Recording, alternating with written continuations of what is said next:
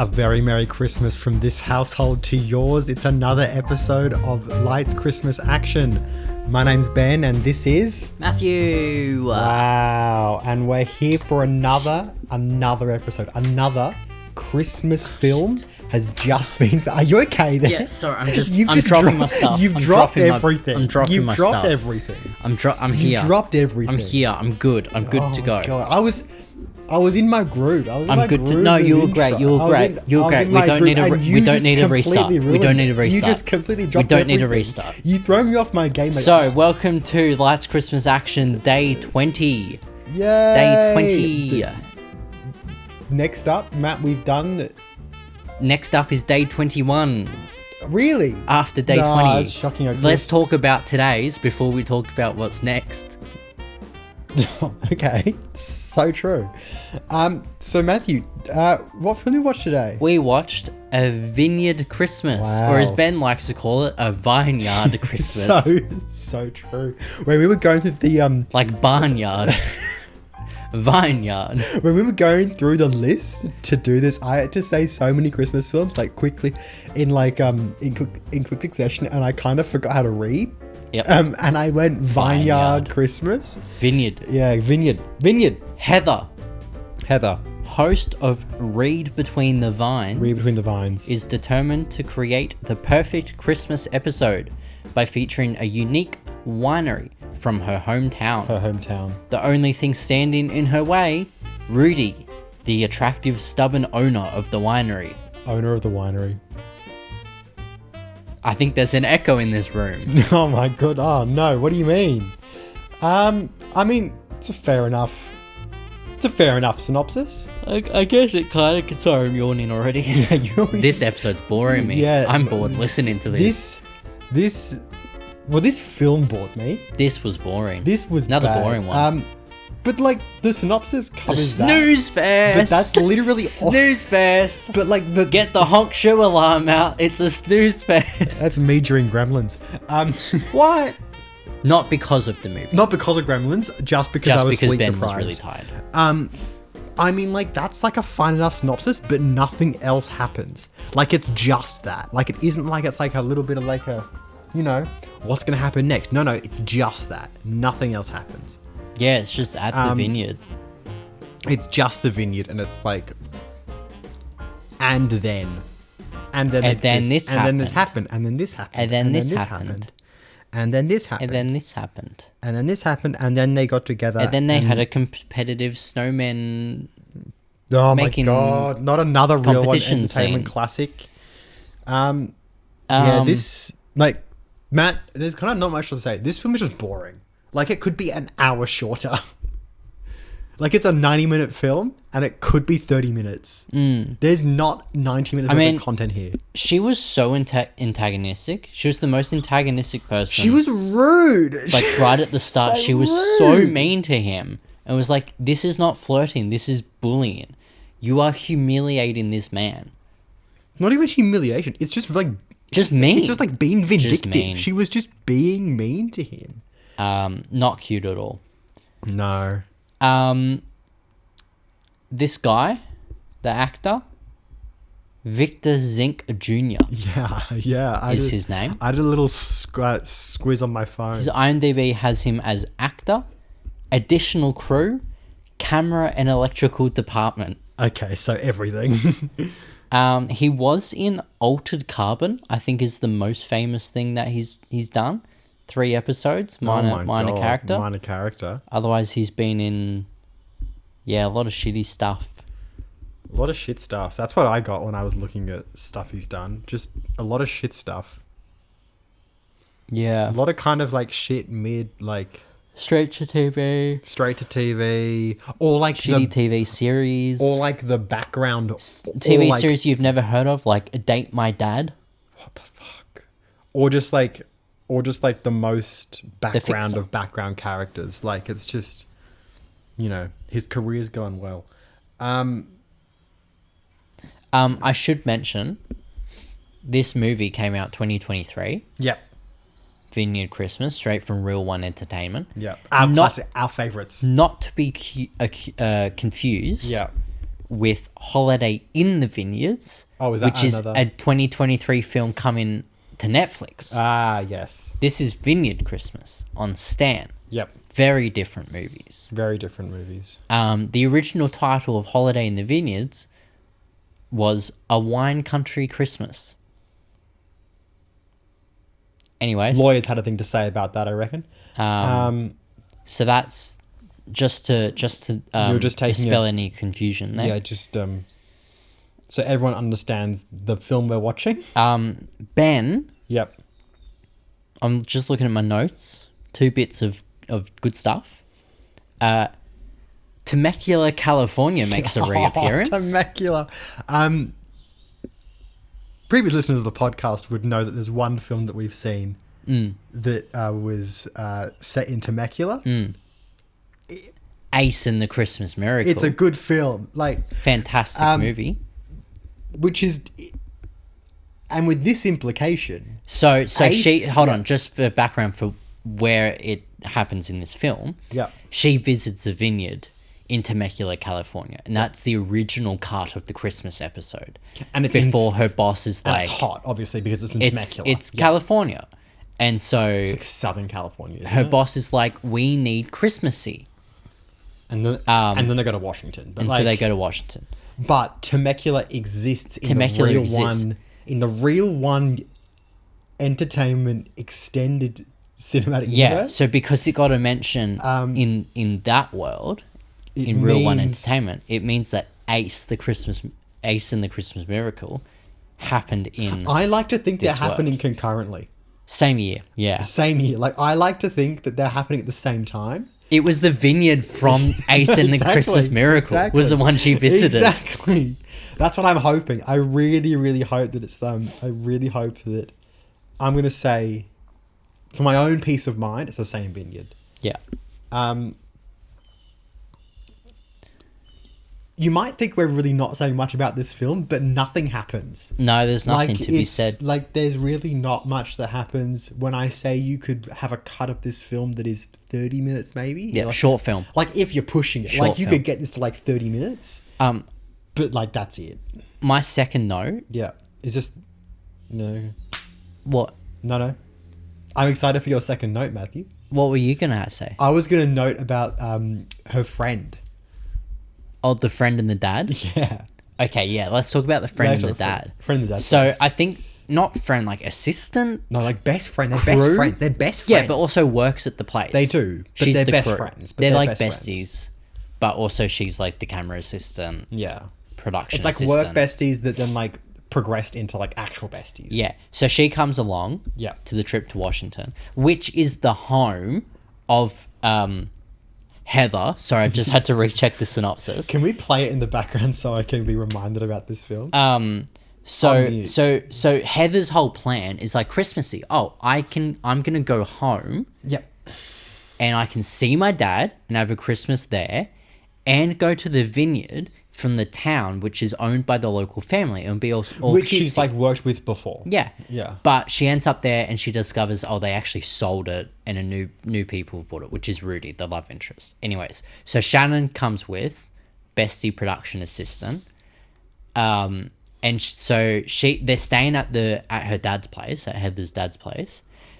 And it's kind of weird because Heather and Rudy are like doing stuff together to try to like bond a bit, get a bit more comfortable with each other. Break, all this stuff. Yeah. All of this. And so Shannon goes elsewhere, and Shannon ends up going like her dad, Heather's dad shows Shannon around the town.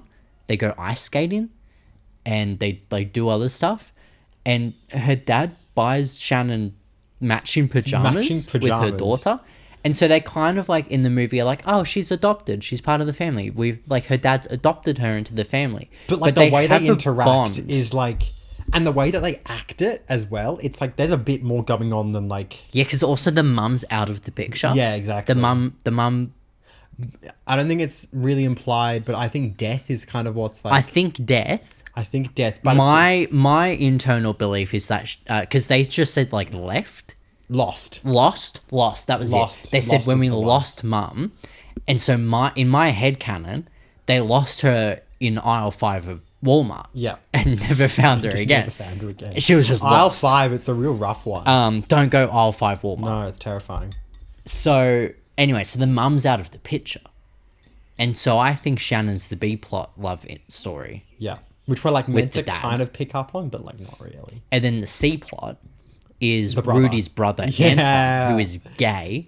And towards the end of the movie, like a roaring. Yeah, he wears like wears like Green a and purple shirt, green and purple, and purple pants with a green jacket. Towards the end of the movie, non-binary king. Towards the end of the movie, he gets the number of a random person at the bar. So that's pretty exciting. It's exciting, Matt. It was. You all right? Yeah. Was it? Do you feel represented in your real one entertainment scene? No. Do you feel? Not realistic at all. Not realistic. What would make it realistic? Not getting the number. Oh, so true. Matthew hasn't had a luck on the scene for a while, so you know. So, moving on from that, wow, this podcast's getting personal. We're airing our real life. Do you want me to do that to you, Ben? Because I know quite a lot. Yeah, that I could share. Go for it. No, I'm not going to, because I respect your privacy and boundaries, Ben. What boundaries? Can't say the same. What boundaries? Can't say the same back. I love your boundaries. Well, you wouldn't be airing my love life on a podcast. No, it's fine. My colleagues know this. My colleagues know this already. That's what I thought. But still, we're among friends here. But still, it's just you, me, your colleagues, and the entire internet. At any chance. At any chance, yeah. So, yeah. My other point that I had written down here, and I wanted to ask you, Ben, because I heard this and I was like, oh, Ben might be able to relate to this. So we've watched 20 Christmas movies. Yeah. Very Christmassy. Like, Christmas is everywhere. It's all in it. Like, it's the Christmas trees, it's the baby Jesus, it's all of that. I learnt what a nativity scene was. Ben learnt what a nativity scene was through one of these movies. Yep. Hadn't heard it before. And so my question to you, Ben, from the line was, I'm suddenly so aware of how Jewish I am. Yes. Through this process of watching Christmas movies, yeah. Are you aware of how Jewish you are, Ben? Yes. Yeah? Yes, I'm aware of how... Okay, the problem is, right, is like these films, I don't believe anyone has a Christmas like this. Because I think in one shot of these films, someone had 4 Christmas trees. Yep. And I don't think that anyone has 4 Christmas trees. Nah, rich Americans would. But 3 maybe, but 4 on the veranda, or on the porch, as they would say. On the porch. You need to see American Christmases. But I don't think... There's a 5th one. Look. They go it's the all same. out. Yeah, no. I find this is accurate. This is... Have you been to America during Christmas? No. Oh my God. But I've seen a lot online. Okay, I think Americans should... But you're Jewish. Yeah, sort of. Sorry, I said that. I felt like there was vitriol in that statement. It's like even accusatory. Yeah. How do you feel watching so many Christmas movies? Should we try to find a Jewish one? A Jewish one? I'm trying to think. Wasn't there one that was like a little... Or Hanukkah? Hanukkah. Well, I mean, but like Hanukkah... Is there Hanukkah Christmas movies? Are like, yeah, but like Hanukkah is like... Okay, what's weird about this film is that they like... So what they did is they wrote into the story that the last night of Hanukkah was on Christmas, or like... No. It was just on the night that they were like celebrating dinner on together. On the night, which was like 2 weeks before, which is like a really like early Hanukkah. Hanukkah's usually like at least... pretty close. It's like 10th of December. 10th of December through to like the 21st. Yeah. It's like usually...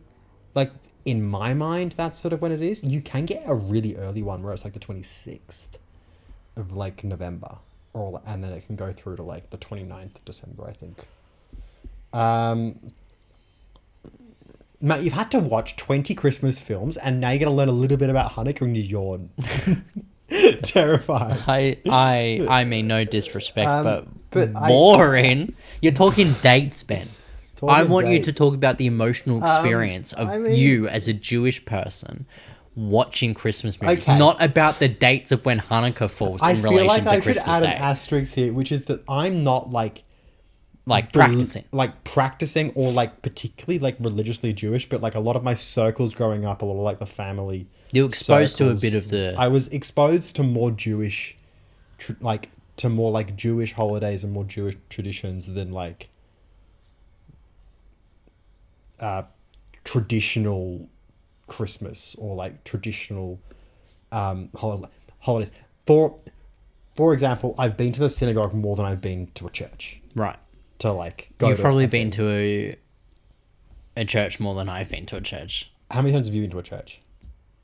Like outside of school? Okay. Sure. 5? 1. Oh, okay. I've been to church once. Okay. Once, and I think it was like Easter or something. My parents were like, "Oh, let's do it one year," and I was like, "Oh, I'm 9 and have no say in this matter," so I went along. And then we came home and we kind of all said we're never doing that again, and we never did it again. So I think like watching this film, I do think that what I realized as someone who didn't do any of this at all, none of the religious stuff, particularly like A Christmas Child or something, like the third film we watched or whatever, which was like the most religious one we've had, I think, except for the one that we aborted halfway through. Aborted like 5 minutes into the film. Is that there are just like a lot of things that I just don't care about, and a lot of things that I just like wouldn't consider as being Christmas things. But then there's the part of me that like how much of this is because we're in Australia, these are American films, or like Canadian company making an American film, and like how much of this is that, and how much of this is an actual Christmas split. But anyway, we've like not spoken about this actual film. We've just spoken around it. The screenwriter for the film, Katie Wilbur, originally titled this movie "The Most Wonderful Time of the Year." Oh, so that's why there's 3 times that they use the wine to wonderful pun in this film. The most wonderful time of the year. And I think that is disgusting. Well, I think I'm going to wine myself tonight. What does that mean, Matthew? I was trying to go for the kill myself, but with wine. Yeah, I don't think that works. I don't think it quite works.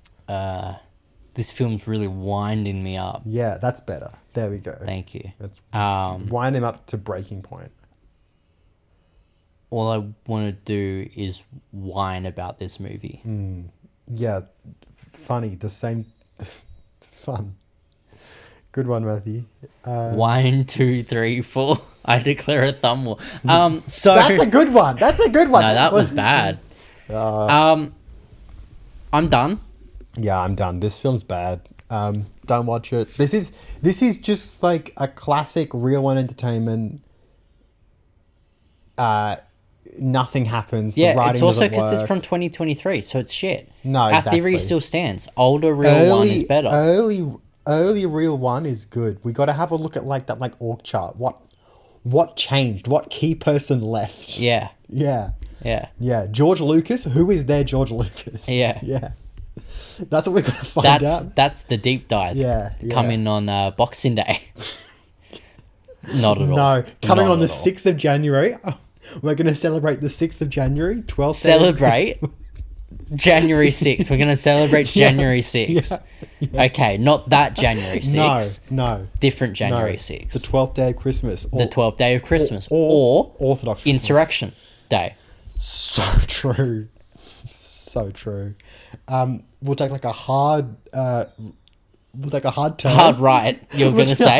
We're going to take a hard right. I was going to say that, but then I was like, the joke's a bit too on the nose. We're going to take a hard right for always like go for the on-the-nose joke. It's an easy laugh, Ben. So true. We'll take a hard right on the 6th, and we're going to halve the episode. First half, celebrating the insurrection. Second half, Second half, org chart of real entertainment. No, Oh, no, I don't like that. We're not going to do that podcast. we're not at gonna all. No, we're not going to do the podcast. At all.